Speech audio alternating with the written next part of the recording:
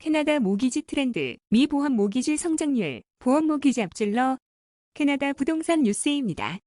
캐나다 모기지 트렌드를 알 수 있는 모기지 데이터가 최근 나왔습니다.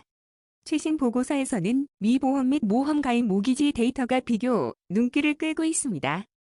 캐나다 모기지 주택공사의 조사에 따르면 최근에는 미 보험 모기지 성장세가 보험 가입된 모기지 증가율을 앞지르는 것으로 나타났습니다. 다른 여러 가지 요인 가운데 주택 가격의 빠른 상승세도 여기에 한 몫을 하는 것으로 파악되고 있습니다. 여기서 짚어볼 부분은 바로 모기지 대출 보험입니다. 모기지 보험은 다운 페이먼트가 구매 가격의 20% 미만일 때 필요합니다. 이로써 구매 가격의 최대 95%까지 모기지 대출이 가능한 것입니다. 바이어들에게 합리적 이자율을 보장하는 혜택도 있습니다. 구체적으로 만약 주택 가격이 $500,000 미만이라면 최소 다운 페이먼트 5%가 필요합니다.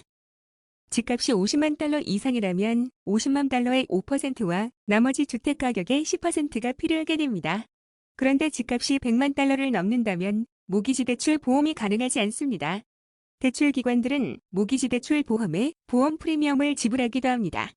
대출 고객들이 페이먼트를 할 수 없어 디폴트를 선언하는 경우를 대비하는 것으로 홈바이어들에게 전가되는 방식입니다. 조사 결과를 보면 시중은행들은 올해 2, 4분기에 49만 3천여 건의 모기지 1,677억 달러어치를 발행했습니다. 그런데 이 중 75%는 미보험 모기지였습니다. 미보험 신규 모기지의 경우에는 규모 측면에서 20%, 가치 측면에서는 전년 대비 무려 53%나 늘었습니다. 결과적으로 주거용 모기지에서 차지하는 비중이 늘어나고 있습니다. 부동산 구매를 위한 미보험 모기지 발행이 지난 2020년 2분기보다 2배나 늘어났습니다. 미보험 모기지 성장률이 여전히 보험가입 모기지 성장률을 앞선다는 것입니다. 이 보고서는 이 같은 트렌드는 다양한 변화에서 비롯됩니다. 여기에는 규정 변화에 대한 적응도 있습니다. 즉, $1,000,000 이상에 대한 미보험 정책입니다. 또 집값이 빠르게 상승하면서 경제 조건과 최근 변화를 포기하는 것도 요인이라고 설명했습니다. 하이레이샤 모기지 보험은 마이너스 6.7%, 컨벤셔널 모기지 보험은 마이너스 14.7%로 올해 상반기 감소했습니다.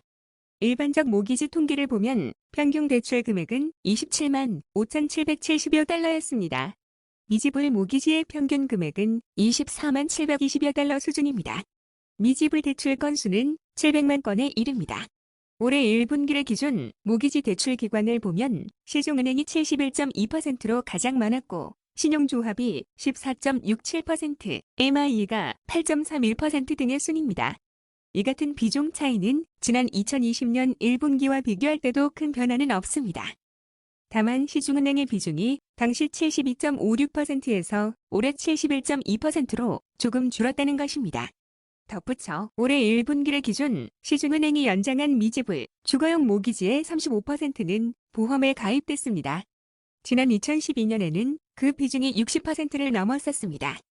비은행권 대출 기관이 보유한 보험가입 모기지 부채도의 비중도 줄었습니다. 지난 2020년 1분기 41%에서 올해 39%가 됐습니다. 일반적으로 미보험 모기지의 금액이 보험가입 모기지보다는 높은 편입니다. 올해 2분기를 기준 보험가입 모기지의 75%는 $500,000 미만이었습니다. 비보험 모기지의 28.9%는 대출 금액이 $500,000 1달러에서 $1,000,000 수준입니다.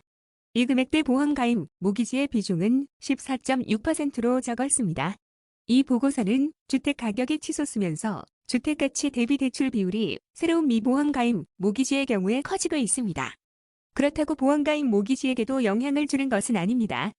2020에서 2021의 연도의 경우 시중은행들은 보험가입 모기지를 발행할 때 지난해보다 지분을 많이 가져간 편으로 나타났습니다.